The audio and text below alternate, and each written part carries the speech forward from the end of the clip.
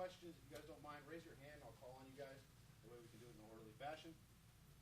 Welcome to Napa, everybody. I don't know if we need a mic or not, but not a big room. But welcome to Napa. We think it's an awesome place to train. We've got an awful lot done with the young guys this week.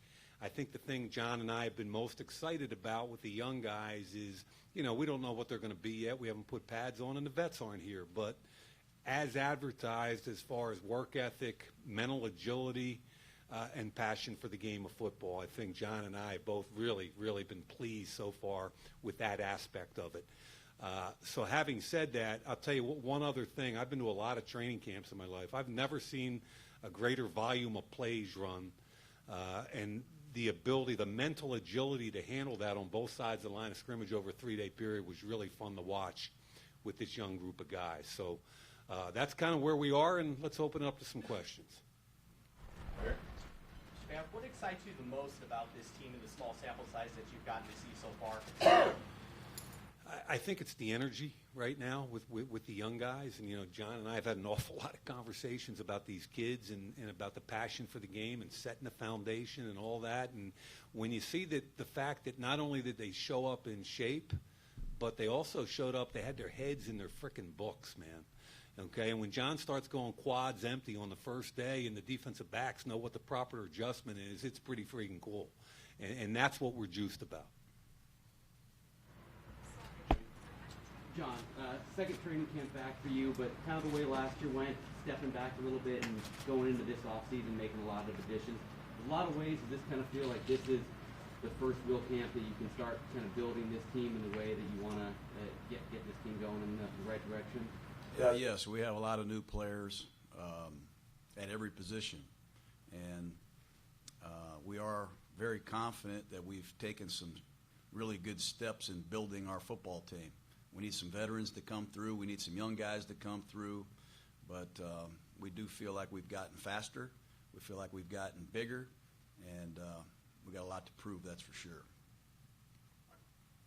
John, particularly on defense, this is a much younger roster today than it was this time last year. Mike touched upon it already a little bit, but what are you seeing from some of these younger players in terms of how they're integrating onto the roster?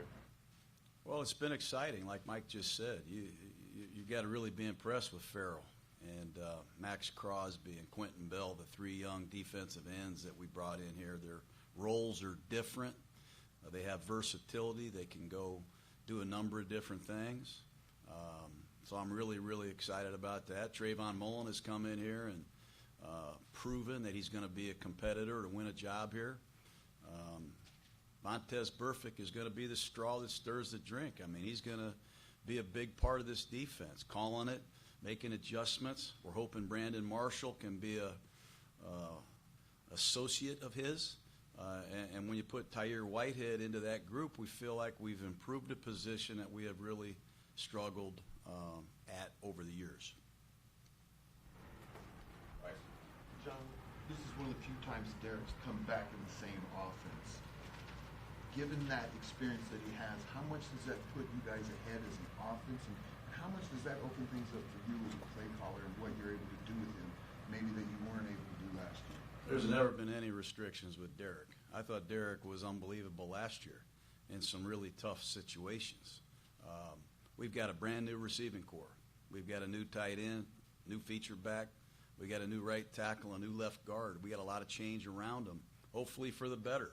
But he has done a great job, not only with the system, he's done a great job leading the group.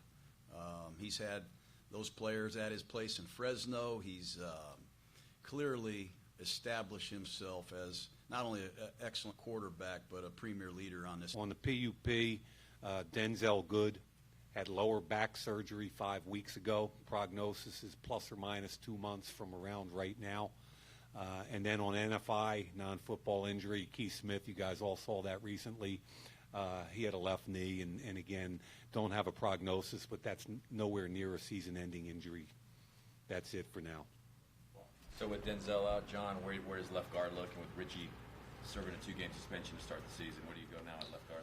Well, we signed Jonathan Cooper, former first-round pick of Arizona, who's been in the league for a while, played in a system last year that is very similar to the one that we run.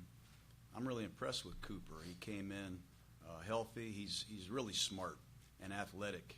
And to have a couple veteran guards play next to Colton Miller is something that we're excited about, but we're certainly going to have some competition this summer at left guard. Coach, Keelan Doss coming in as an undrafted free agent. What do you see out of him that you like, and what do you like out of undrafted free agents? I don't know. Doss is one of my favorite guys. I get all fired up talking about this guy. He can play all three positions. He might be as smart as any young receiver I've been around. Now, can he make the plays? Can he get away from Conley? Can he get away from our corners, our top flight guys? We'll see. But he's going to get a lot of playing time in the preseason. He can play split end, flanker, or in the slot. He's going to contribute on special teams. And what do I like about undrafted free agents? I don't know. I like Rich Gannon. I like a lot of these guys that come up the hard way with a chip on their shoulder.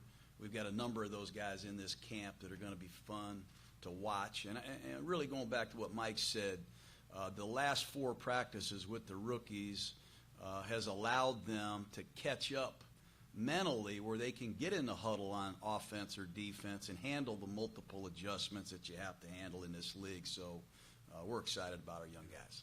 Scott? John, what have you seen out of 27th overall pick Jonathan Abram, especially since he's been back here? Have you been impressed with his mental retention and adjustment to the system? Yeah, I mean he's very sharp. He loves football. It starts there. You can't get rid of the guy. I mean he's texting me, calling me. I'm going to change rooms so he can't find me. I love this guy. You'll love Abram. I mean, that he couldn't hit people. Yeah. It was John's calling him out, and he's looking at John like, just let me go, man. It's fun to watch. It really is. John, you mentioned Colton Miller in passing. How important is he to your offense this year, and what have you seen from his development through this offseason? Well, the offensive tackle position is vital to any pro offense. I remember when we came here, we really didn't have one tackle in their prime that was healthy on the whole team that had proven that he could play in this league. So we had to go out and address that position. And when you have a quarterback like Derek Carr, Colton Miller is a guy that we think has a huge upside. He's tough also. He played through a lot of things last year. He's a sharp kid. He's got a lot of pride. I would be shocked if he is not one of the strong points of this offensive team this year. We think a lot of him. What do you believe you have at tight end going into camp, and also in the back end of that, what do you see from Paul Butler as someone who spent a lot of time developing with you last season?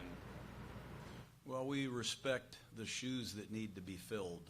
Losing Jared Cook is going to be a hard pill to swallow. He is an outstanding player for us. We think Darren Waller is going to be a really fun guy for everybody to follow. He's athletic. He's hungry. He's got an opportunity that he's been waiting for. Foster Moreau, our 4th-round pick from Louisiana State, he has been impressive. I hope it continues. Paul Butler has gotten better. And as I challenge the second-year players, those are the guys that show the most improvement. And just like Keelan Doss, you'll see a lot of Paul Butler in August. Matt? John, you mentioned Mullen is a guy who can compete for a job, but are there spots that the two of you see as particularly up for grabs, or where you think the competition could be something pretty interesting? Well, we think it's going to be competitive. We didn't bring Mullen in here for any other reason. You know, we want to see Conley stay healthy, first of all, and establish himself. And we think he's got a huge amount of talent. He just has had some unfortunate things happen. Like to see Worley have an injury-free couple months. Really excited to see Mullen and Isaiah Johnson and Nick Nelson. I want to continue to hammer the second-year players. Nick Nelson was one of the bright spots in Alameda during the off-season program, so we're anxious to see all those guys. A question for Mike. Mike, which player or players have you seen make the biggest strides since you first walked in the building? Talking about rookies? Yeah. You know what? It's been fun watching different progressions of different players. For instance, you take Foster Moreau. You know, he came in and we're teaching him different techniques at everything, whether it's pass protection, where it's run blocking, or how to run a route, and how John's offense, which is a lot different than any college kid's got to even begin to assimilate, right? He's picked it up. I sat in the tight end meeting room yesterday with Frank Smith, and I think Frank's done a great job with both him and Paul Butler. But I think Moreau's come a long way from the guy that I saw at the Senior Bowl. I think Hunter Renfro's a guy that's going to come in and not make any mental mistakes and be very user-friendly for the quarterback. I think Derek's going to have a lot of fun watching him compete. Going to be a lot of competition at that slot. And like John, I can't wait to see some of these second-year players. I mean, if we're going to have a chance to compete this year, some of those guys have to step up. We need Mo Hurst to step up. We need P.J. Hall to step up. You know, we didn't see it from them last year. We need to see it this year. John, when you do have a rookie that could be your featured back, what going into a camp in terms of balance of his workload when you start playing preseason games, like, and as much as he has to learn, where do you get that balance of you have to see him, but you want to be careful also? Well, you have to see how much the man can eat. You know, how long can he stay at the table? He hasn't been given anything. He won't be the feature back until he earns it. He's got to prove he can get up time and time again. You know, these are car crashes, some of these hits these guys take. You got to be one tough guy. You got to be able to do it down after down. When you are tired and sore and beat up, you got to pick up a blitz. You got to beat a linebacker on a route. And then you got to make a 3rd and 1 to win the game. So there's a lot of maturity that is going to have to take place because he's such a young and inexperienced player, but he's a great kid, and he's got a lot of talent. And Kirby Wilson, our running back coach, has done an excellent job putting the boat in the water and getting them started. John, Antonio Brown made a pretty grand entrance today, coming in on a hot air balloon. What did you think of that, and what have you seen from him so far in your interactions? Where did he land, by the way? I don't know. I guess around here. Did he land? Is he here? Apparently he's landed. Is he okay? That's all I know. I expect a lot more drama from number 84. I really do. I told Antonio, try not to yell at Derek. Yell at me when you have a problem. Then he started yelling at me. I said, don't yell at me. Yell at Olson. He's the offensive coordinator. He's a fun guy to be around, man. I expected a little bit more than a hot air balloon. I thought he might jump out of an airplane and parachute here himself, but he's going to add a lot of life to this organization at a position where, obviously, we need some explosive plays.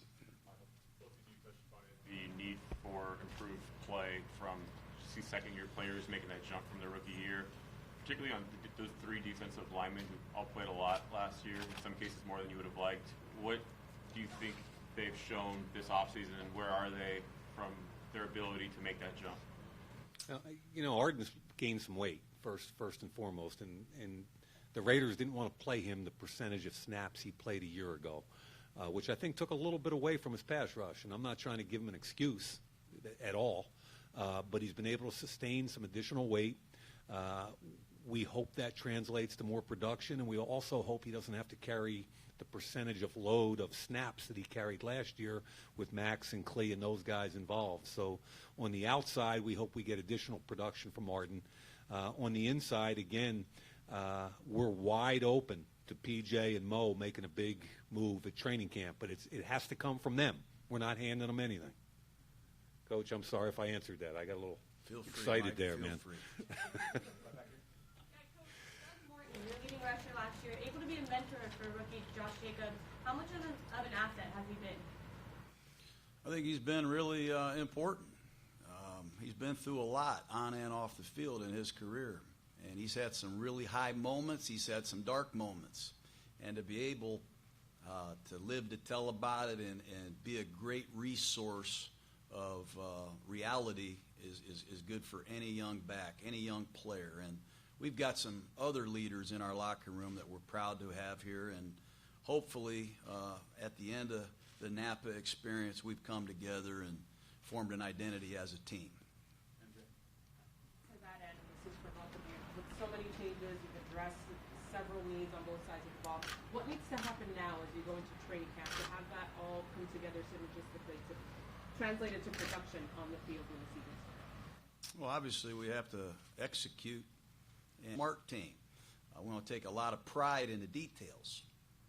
We have Phil Villapiano and some of our veteran alumni coming in here this weekend. You'll see George Atkinson running around here. We'd like to get back to the Oakland Raiders of years past. And hopefully our players can learn what it is to be a Raider and the commitment that it takes to be an excellent football team. I think it'll be there, and we got to get a lot of new relationships formed, and that's the goal. That's why we're here. For Mike and or John, the Hard Knocks cameras seem like they'll change the atmosphere of camp a little bit. Do you have any concerns about that? Is it something that you feel you need to address players and coaches about? So here's the deal on Hard Knocks. We're on the record as saying the Oakland Raiders did not invite the Hard Knocks cameras in. You guys all know that, okay? That's where we are. What I'd like to tell you is that I grew up in the NFL Films building, basically. I spent weeks, months, years in that building. Steve Sable was not only a mentor but a friend to me. So I have the utmost respect for – I know half the camera people just from southern New Jersey and Marlton. And bottom line for me, John and I are kind of old school, and the reason you go away to training camp is to get away from all the distractions, get together, bond, learn your assignments, no distractions, no intrusions. Hard Knocks is an intrusion. But it was handed to us, so it's up to us to deal with it. And I think we're really dealing with it in a professional way. Tim Rump from NFL Films, their director, has done a great job. We've been in constant communication every single day. I think we've come up with a plan where they feel like they can get what they need, and we feel like we can get done what we need. And so far, it's been great. Mike, John just talked about an identity, and you were watching the whole league before you got this job. Yeah. When you looked at the Raiders, what did you think their identity was? And I assume you agree with him and what you want it to be. Well, To oversimplify, the Oakland Raiders had been to one playoff game in 16 years. That's not a good identity. You know, I don't want to get more specific than that, but I think, you know, John came here and his intent was to change that, and John's one of the most talented men I've ever met in any industry in my life, okay? And we're going to change it, and I think he's got a vision. I think he and I have talked an awful lot of friggin' football over the years, and jointly we have a vision, and I think we're starting to implement it, and I'm excited about that. And John, does Renfro remind you of anybody, or is it a unique skill set that he has? He's a funny kid. He reminds me of Nick Holtz, our receiver coach. Johnny's got to be better than that. I see Nick walking down the hallway. I say, "Hey, Hunter." And Nick turns around. We've had a lot of fun jabbing Renfro. He does not look the part. He does not look the part, but don't let looks fool you or deceive you. He's a great competitor. He is a talented, quick, fast twitch, natural receiver. And he is going to have his hands full when LaMarcus Joyner shows up. And it'll be excellent for him and his development to see if he can stand in front of that guy and block him. And he can separate from him. And Joyner has given me his word. None of that's going to happen. So Renfro's going to have an opportunity, much like Darren Waller and some other young players, to have an impact, but he's got to earn it. And one story along with Renfro is the night we drafted him, we traded up to get him, and John gets him on the phone first, and he hands me the phone. And if you guys have all seen what he looks like facially, I got on the phone, and I was all jacked up, and we traded up. I'm like, Hunter, you remind me, you're like Doogie Howser, right? It's unbelievable. We traded up for Doogie Howser. And he was like, yeah, hi, Coach, how are you? And then I got off the phone with him, and he was in the building 2 days later, and I said, did you even know who Doogie Howser was? He said, well, actually, Mr. Mayock, I had to ask my dad. You know, and it's just, he's taking a lot of heat from how he looks, but trust me, he's earning some respect. Mike, what was your reaction to the two-game suspension for Incognito? And additionally, how has he been in the building? We haven't talked to you since he first signed. How has he been in the building and on the team? The day we addressed it in Alameda, I told you guys point blank that we expected some kind of suspension. Okay, so we knew about it. We planned for it. We think we executed accordingly. As far as Rich himself, and from my perspective, John can talk about it more, but from my perspective, I go back several line coaches with him. I've known all the guys that have coached him over the years. I've reached out. Over the years, I knew the Rich Incognito story for years. And there's some dark moments, but there's an awful lot of bright moments also. He's been nothing but phenomenal, both to the young guys in the building and the offensive line room. He's been responsive to me. I've sat him down in my office 4 to 5 different times, and it's been all about off the field. I know he can handle on the field. Just sitting down, having mature conversations. And, John, I don't know about you, but I've been excited about the kid, just on and off the field. Sarah? You guys both, in your years, have seen relationships develop between quarterback and wide receiver. What has impressed you the most about Derek Carr and Antonio Brown so far? I know it's still pretty early. Just they're premier workers. They're the hardest working guys. You really can't ask for much more hard work, and that's where it all starts. The great receivers that I've ever been around, hard working, Jerry Rice, Tim Brown, durable, complete. All they think about is winning, and beating the guy in front of them. And Derek Carr is very similar. He's got great command. He sees the field well. I think Derek is a lot more athletic than people think. Hopefully, we can get some more scramble, second reaction offense, because Antonio is one of the great uncovering receivers in those situations that is in our game. So I think just the fact that they work extremely hard, it's really important to them, and they're both very talented. Usually that's the key ingredients for success. We've got time for 2 more questions. We'll go to Jerry and then Michael. Is everybody present and accounted for, or are they still filtering in during the course of the day, and is there anybody maybe you expect not to be here for the first practice? They're still filtering in, but to the best of our knowledge, everybody's going to be here.